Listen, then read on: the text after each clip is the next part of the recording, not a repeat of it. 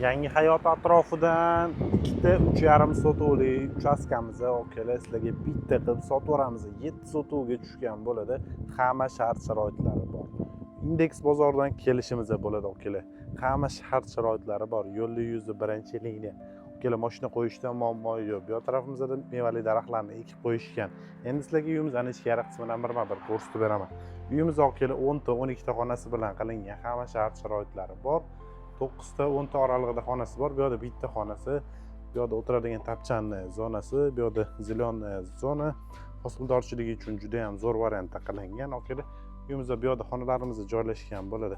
Bitta, ikkita, bu yerda oshxonamiz, bu yerda oddiy xonalarimiz, spalniy zal hammasi qilingan. Bunaqa imkoniyatni umuman qo'ldan boy bermaydi. Endi sizlarga olib kelib bu taraflardan birma-bir ko'rsatib beradigan bo'lsam, kelamiz olib kelib ko'rib o'tishinglar mumkin. Uyimizning ichkari qismini bitta ko'rsatib beraman. Faqat oqlab, aboy ishlari qolgan, hamma qulayliklar qilib qo'yilgan.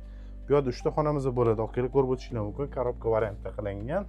Sanuzellargacha qilib qo'yilgan. Endi sizlarga bu taraflarda sanuzellarimiz tayyor, olib kelib bemalol kelib, ozgina rasxod qilib ishlatib yuborsanglar bo'ldi. Ko'rib o'tishinglar mumkin. Mana vannasi tualet qilingan. Endi sizlarga olib kelib orqa tarafda qo'y xonalarini ko'rsatib beraman. Orqa taraflardan ko'rsatib beradigan bo'lsam, kelib bu yerda uylarimiz joylashgan bo'ladi. Endi sizlarga orqa qismiga bitta o'tib ko'rsatib beraman.